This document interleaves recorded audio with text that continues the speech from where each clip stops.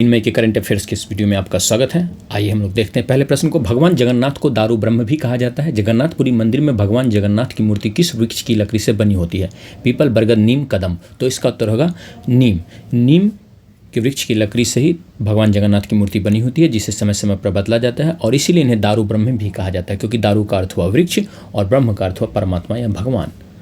विझिंजम बंदरगाह भारत के किस राज्य में है? तमिलनाडु, कर्नाटक, केरल, आंध्र प्रदेश। तो इसका उत्तर होगा केरल। विझिंजम बंदरगाह भारत के केरल राज्य में है और यह तिरुवनंतपुरम के नज़दीक है। अगला प्रश्न, विझिंजम अंतर्राष्ट्रीय बंदरगाह प्राथमिक रूप से है यात्री फेरी टर्मिनल, नौसैनिक बेस, कंटेनर ट्रांसशिपमेंट पोर्ट, मछली पकड़ने का बंदरगाह। तो यह मूल रूप से कंटेनर ट्रांसशिपमेंट पोर्ट है। यहाँ अर्थात यहाँ पर एक जगह से कंटेनर आएगा और फिर वह दूसरी जगह जाएगा। निम्नलिखित में से कौन सी विझिंजम अंतर्राष्ट्रीय बंदरगाह की एक प्रमुख विशेषता है? उथला पानी का बंदरगाह है, एक अंतर्देशीय जलमार्ग पर स्थित है, भारत का पहला गहरा पानी वाला मदर पोर्ट है, मुख्य रूप से थोक कार्गो का संचालन करता है। तो इसका उत्तर होगा भारत का पहला गहरा पानी वाला मदर पोर्ट है। अर्थात यहाँ 20 मीटर से अधिक पानी की गहराई है, इसलिए यहाँ पर बड़े बड़े जहाज लाए आ सकते हैं, जैसा कि अन्य बंदरगाहों पर यह सुविधा उपलब्ध नहीं है। इसलिए इसे ट्रांसशिपमेंट पोर्ट के रूप में विकसित किया गया है और यह इंटरनेशनल सी लाइन के कमर्शियल सी लाइन जो है उसके भी नज़दीक है, इसलिए भारत को इससे भविष्य में बहुत लाभ होने की अपेक्षा है। विझिंजम अंतर्राष्ट्रीय बंदरगाह के संचालन के लिए कौन सा समूह जिम्मेदार है? जवाहरलाल नेहरू पोर्ट ट्रस्ट, अडानी समूह, Dubai ports world, PSA international. तो इसका उत्तर होगा अडानी समूह। अडानी समूह एक निजी समूह है, गौतम अडानी की कंपनी है और यह बंदरगाहों के निर्माण में बहुत ही सिद्धहस्त कंपनी है। और केरल में अभी कम्युनिस्ट पार्टी की सरकार है, लेफ्ट फ्रंट की सरकार है और अडानी एक पूंजीवादी समूह हुआ, लेकिन दोनों के बीच गठबंधन से यह विझिंजम अंतर्राष्ट्रीय बंदरगाह बन पड़ा है। आगे, विझिंजम अंतर्राष्ट्रीय बंदरगाह भारत के समुद्री व्यापार के लिए इससे क्या अपेक्षित लाभ होगा?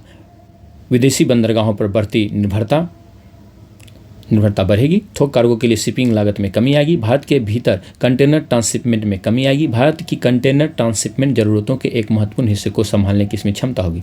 तो इसका उत्तर होगा इससे जो अपेक्षित लाभ है वह यह है कि यह भारत के लिए कंटेनर ट्रांसशिपमेंट जरूरतों को पूरा करने में सक्षम होगा, क्योंकि कंटेनर ट्रांसशिपमेंट का अर्थ हुआ कि बड़े बड़े कंटेनर्स आएंगे और उन्हें फिर बहुत बड़ी बड़ी जहाज़ों से आएंगे और उन्हें फिर छोटे छोटे जहाज़ों पर उन कंटेनर को लोड करके भेजा जा सकेगा, खाली करके दूसरे छोटे कंटेनर में डाल के इन्हें भेजा जा सकेगा और इससे भारत को अन्य भी लाभ होंगे।